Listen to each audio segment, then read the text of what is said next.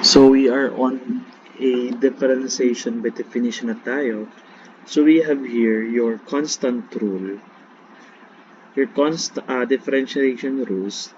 The first is we have your a constant rule naman dito, which is your d over dx to a constant number is equal to 0. Ang differentiation of a certain constant number that is equal to 0. So, halimbawa, you need to differentiate d over dx 1. So, this is equal to 0 kasi constant number to. That's the rule for constant rule. And next is for the power rule. Ang nangyayari lang dito, nagba-minus tayo ng exponent niya. Then, the exponent n will be your coefficient na to the variable. Okay? For example, later I will discuss. Next is the product rule, ganyan. F of x times g of x, where your f of x, f prime of x, the differentiation or the differentiation of a function of f of x times g of x plus f of x, the differentiation function of g of x. Then, if you have your quotient rule, ganyan lang yan, f of x, g of x times differentiation of a function of f of x minus ganyan. Quotient rule na yan, ganun din. Okay? Let's start. Let's try number 1. So, your number 1 here, let's find let's differentiate this function. So, f prime of x is equal to, since you have your tawag dito,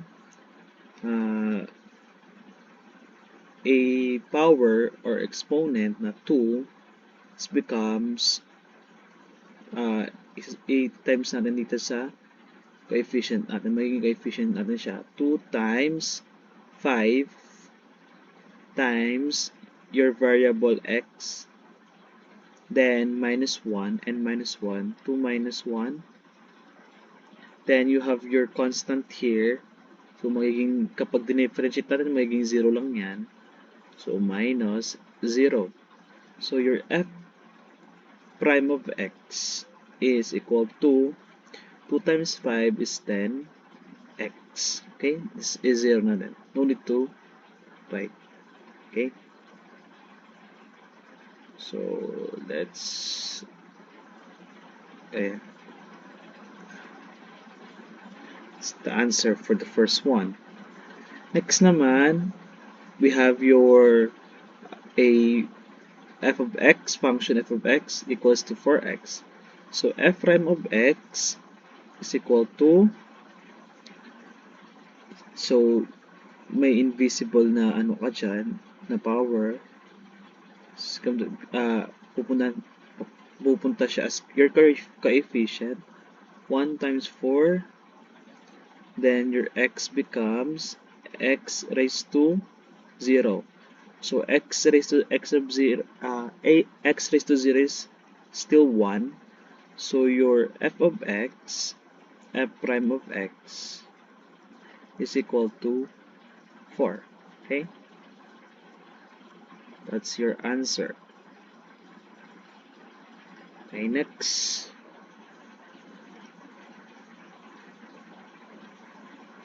Ito naman tayo. So, number 3.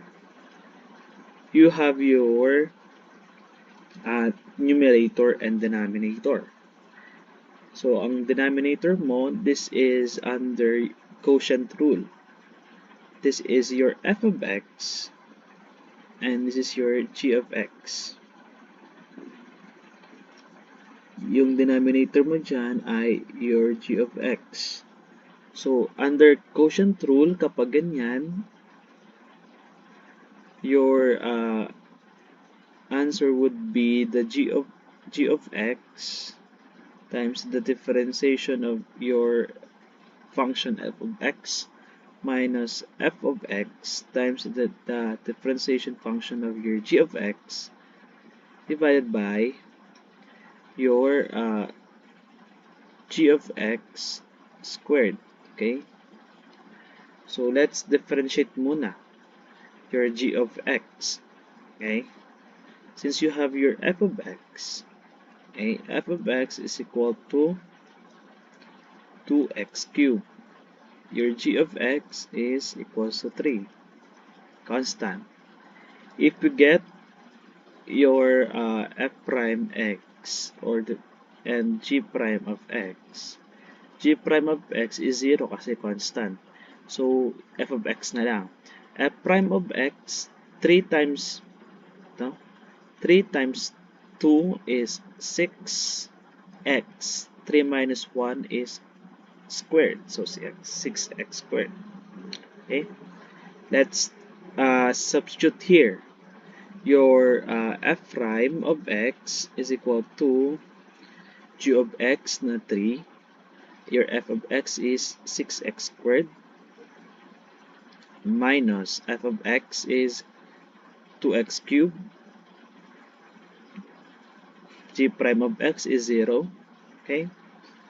Then, divided by your g of x is 3. 3, then naka-squared.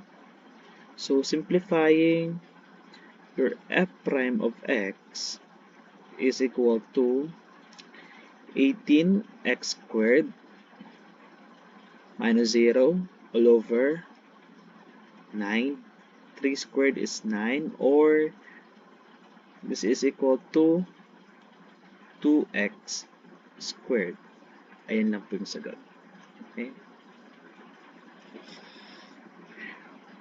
Okay?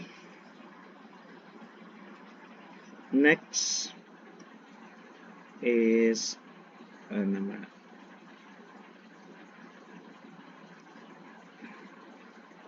Number 4. So this is the combination of a quotient rule and your constant or power rule. Okay, so let's try to solve this one. So we already have your 2x cubed and 2x cubed over 3. This is equal to 2x squared. Okay, so yun, nasolve na natin. So let's differentiate muna natin to. Okay, so okay, sige na nga, solve na natin lahat. Let's solve. Etong first term muna natin. So your g of x, f of x here is 2x cubed. G of x is 3. F prime of x is 6x squared. G prime of x is 0. Okay, so you have your f prime of x is equals to 2x squared minus this one, imaginary, maging constant, so 23 times 1 times x raised to 0. X raised to 0 is 1, so this is becomes 23 lang. So your f prime of x is equal to 2x squared minus 23. That's the answer.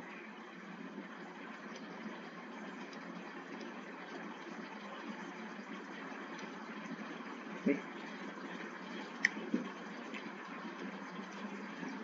Next, let's go with number 5. So number 5 naman, we have here a product rule. So, okay, product rule. So, kapag product rule, your f of x, f prime of x is equal to, ano daw, f prime of x times your g of x plus your f of x times yung differentiate ng function of your g. Okay? Let's identify first the f of x and g of x. So, ito na lang yung f of x natin and this is your g of x. Okay? Di kita. Sige. Ayusin na natin. Let's consider that this is your f of x, then your g of x. Okay? So, your f of x here is equal to 2x plus 3. Your g of x is equals to x plus 2. F prime of x is equal to 2. Okay? G prime of x is equal to 1. Okay? So, let's solve the product rule. So, let's solve the product. F prime of x is equal to f prime of x is 2 times the g of x. Your g of x is x plus 2. Okay?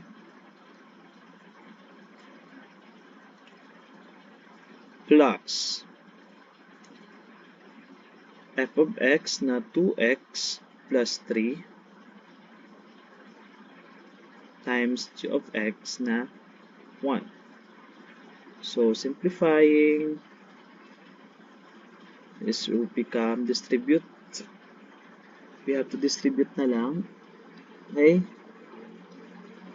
2x plus 4 plus 2x plus 3. So, your f prime of x is equal to 4x plus 7. Okay? This is the answer. Yeah. I hope you understand. Dali lang.